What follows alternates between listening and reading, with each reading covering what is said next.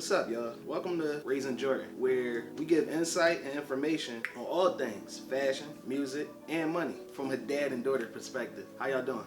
I'm Jordyn. How y'all feeling today? What's up? How you doing, Jordyn? You're looking nice. Thanks, you look nice too. Let's go. Today's sponsor, brought to you by Jordyn J Collection. Do you suffer from broken edges, dry scalp, dull hair? You should invest in this family-owned hair care system. Yes. It promotes hair growth, hair shine, Yes. and overall keeps it looking healthy. The system was created by a hair specialist with over 2 decades worth of knowledge and experience. So if you want to invest in your beauty or your handsomeness, visit the website JordynJcollections.com. www.jordynjcollections.com. Now, what are we talking about today? Today, we're starting off our topic of conversation on one of our mutually favorite albums, Yes. Kendrick Lamar's Damn album. That track list is absolutely elite, just to let everybody know. How do you feel about the track list? It's amazing. He really put his time in on it, and I can tell because of the quality of the music, so thank you. How you feel about it? See, here's the thing. This was probably the first album that I listened to entirely, and I've listened to all the songs, and I can relate to them in general. Okay. So, real quick, I got a question. Do you have a favorite song? One second. Well, while he looks, I'll share my favorite song. My favorite song on that album is probably Loyalty featuring Rihanna. Great song. Their chemistry throughout the actual song and going back and forth and featuring each other is amazing. Yeah. I love Duckworth. The tell that he tells on there, it's amazing. You just never know when you're going through life, like the things you're going through, you'll be able to get through them and then recall it and record it. But how you feel about the story? Are you familiar with it? I'm not super familiar with it, but I have found someone's comment of his entire album and how the storyline feeds into the 2 personalities that he has throughout it. Okay. So, let me share that real quick. It says, this album tells the story and the development of 2 different characters, Wicked Kendrick and Weak Kendrick. It's always me versus me. I remember hearing that throughout the album. The 2 can be seen on the album covers. On the front, there's Wicked Kenny, who's staring at us, fearless, while on the retro cover, there's Weak Kenny, who's afraid of us. That concept of it's me versus me and how there's 2 different embodiments of him and he's able to cover them throughout his album, genius. Wicked Kenny's story is told through DNA, element, loyalty, humble, love, and fear, where he is a fearless, boasting character who lives an empty life. He only cares about making it look sexy with the fancy cars and other expensive items. So he starts searching for loyalty, love, he becomes a humble man, and starts to fear God, turning into a weak character. How you feel about that so far? Me as the listener, I didn't look at it like that. This is a unique perspective on it.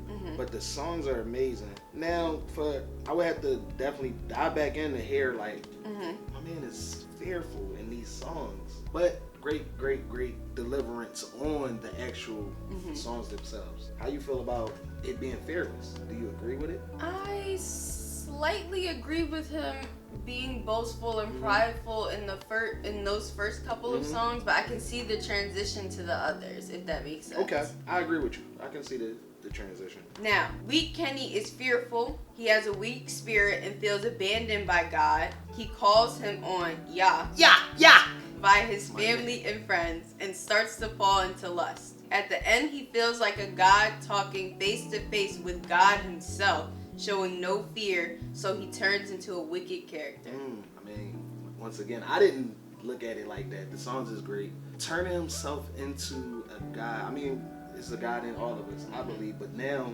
he feel like he's just as powerful, so now he's not fearful of it, right? Is that correct? Now, do you agree with the fearful looking at God and now I'm being defiant because it's not that scary, I guess? How you feel about that? It's kind of it's a crazy concept, but at the same time, I think all I have to say about this topic itself is it's genius how he can make a story go through songs. Absolutely. Overall, great album.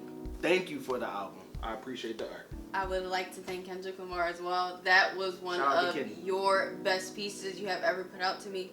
I like to thank you. Now, if we go into how he had the luxury cars, the luxury clothing, everything of that sort. Yep, he liked to throw it on. It was to show his powerfulness in the music video. You know, clothes can speak a lot about people. Yep. Now, one of my favorite pieces of clothing that I have in my little wardrobe, I would like to say, are my Jordans. I love all pairs of my What's your Jordans. favorite? Probably, they have a specific name to them, but I just remember they're red and black. Okay. My red and black Jordan 1s, okay. high tops. Number ones. Yes. Yeah, I love the Jordan 1s. Great shoe.